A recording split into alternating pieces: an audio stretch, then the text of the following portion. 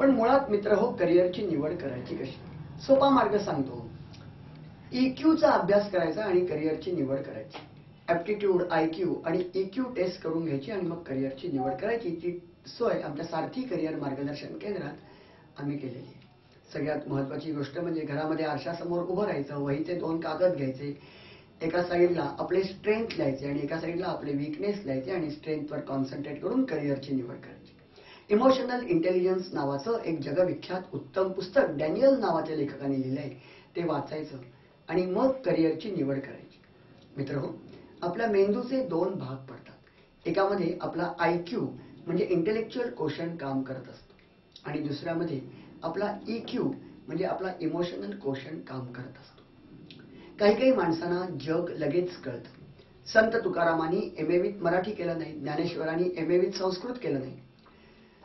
ज्यांच्यामुळे हिंदू धर्म शिल्लक राहिला त्या शिवरायांनी, छत्रपती शिवाजींनी MA विथ मिलिटरी सायन्स केलं नाही. बिस्मिल्लांनी कुठलाही सनईचा बनारसला कोर्स केला नाही.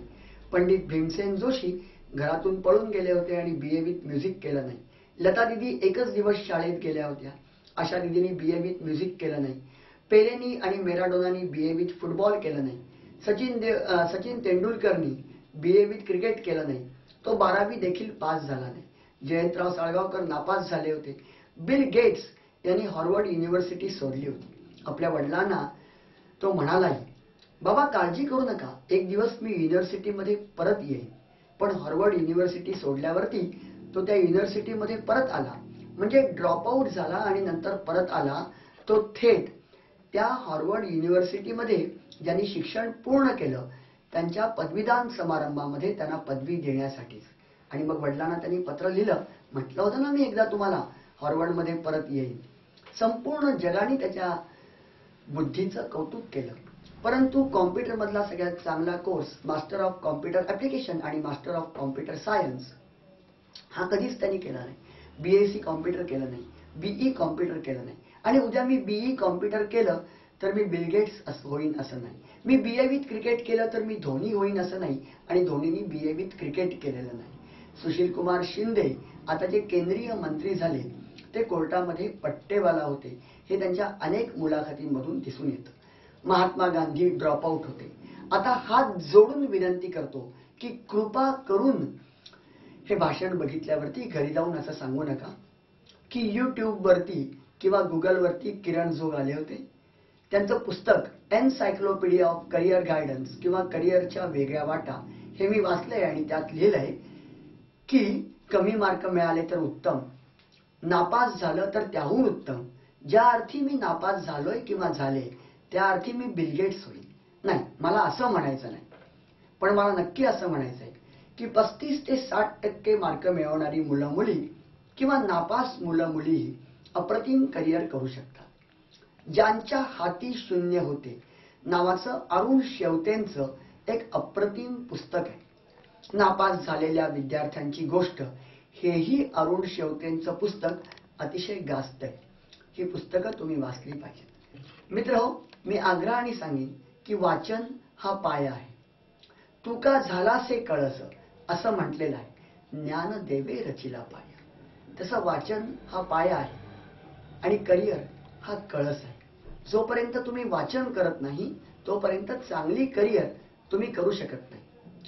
तुम्ही कुठेतरी पिझ्झा आणि बर्गर खाणार, पाणीपुरी खाणार, रोज 5 किलोमीटर चालणार नाही, आई वडिलांना त्रास देणार, मित्रमैत्रिणींच्या बरोबर ऑर्कुटवरती नको त्या गप्पा मारणार, फेसबुकवरती जाणार, बरं त्याच्यावरती आणि विकिपीडियावरती खूप चांगल्या गोष्टी आहेत त्याही बघणार नाही, YouTubeवरून सायन्स शिकणार नाही, आर्ट्स कॉमर्स शिकणार नाही, दररोज योगासनं करणार नाही, फुकटचा वेळ घालवणार आणि म्हणणार मी करिअर करीन.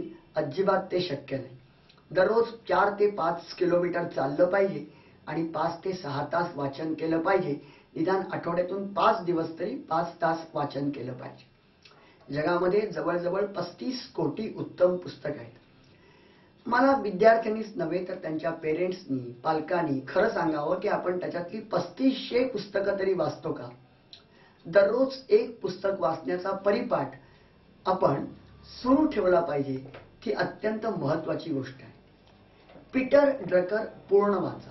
संपूर्ण जगामध्ये पीटर ड्रकर हा बुद्धीचा आणि MBAचा बादशाह मानला जातो।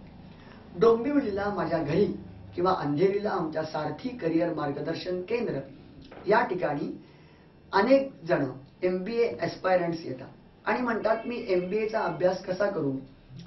तर मला असं वाटतं की पीटर ड्रकर पूर्ण वाचणं म्हणजेच MBA करणं। त्याच अर्थी त्यांनी MA केलं, नृत्य अलंकार केलं म्हणजेच MA केलं, संगीत विशारद केलं म्हणजेच BA केलं, AMIE केलं म्हणजे BE केलं। गोनी दांडेकरांचं पूर्ण आयुष्य शिकवणारं कुणा एकाची भ्रमणगाथा हेही पुस्तक वाचा।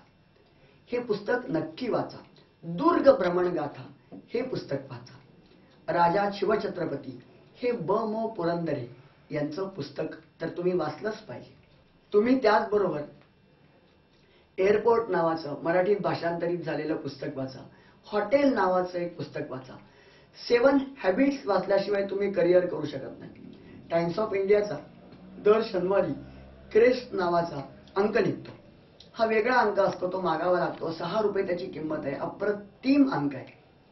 जगामध्ये सर्व ठिकाणी पसरलेल्या वेगवेगळ्या दहशतवादावरती जसे हे लेख येतात, तसंच Iran, Iraq, Libya, Kuwait, Pakistan आणि इतर इस्लामिक देश भारताविरुद्ध, अमेरिकेविरुद्ध कशी कटकारस्थानं करतायत त्याचीही सद्यांत माहिती अनेक वेळेला टाइम्स ऑफ इंडिया पासून इंडियन एक्सप्रेस पर्यंत, न्यूयॉर्क टाइम्स पासून लंडन टाइम्स पर्यंत सगळ्यांनी छापलेली आहे।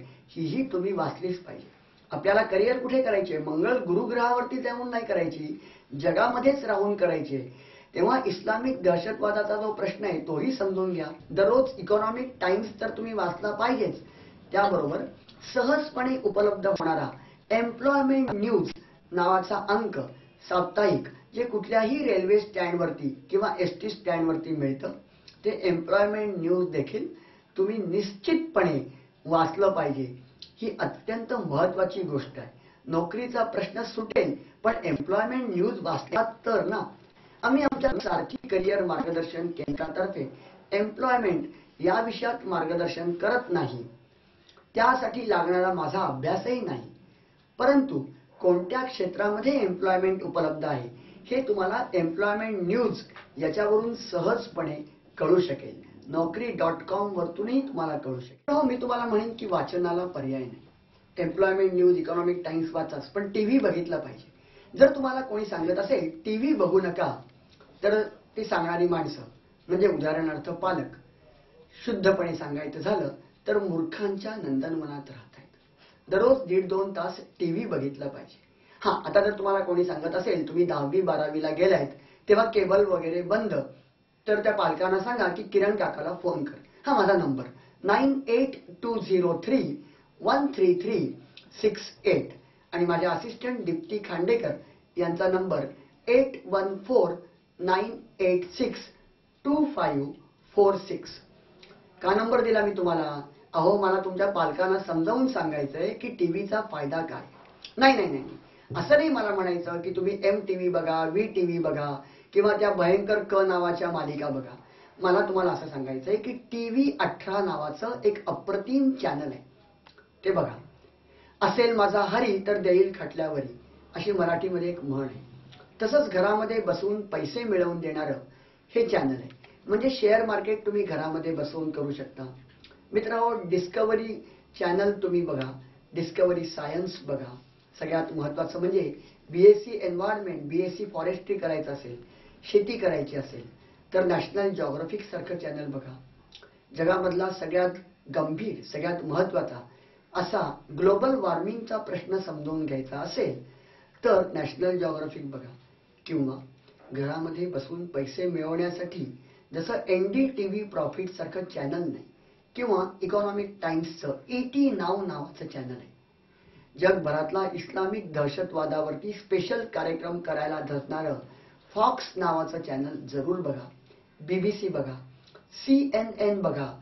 खऱ्या बातम्या काय असतात ते तुम्हाला नक्की लक्षामध्ये येईल। काही चॅनल्स म्हणजे सरकारच्या दावणीला बांधलेली गोठ्यातली गायीसारखी वाटतात। काही सरकारी चॅनल फक्त सरकारी गोष्टींचा प्रचार करत फिरत असतात।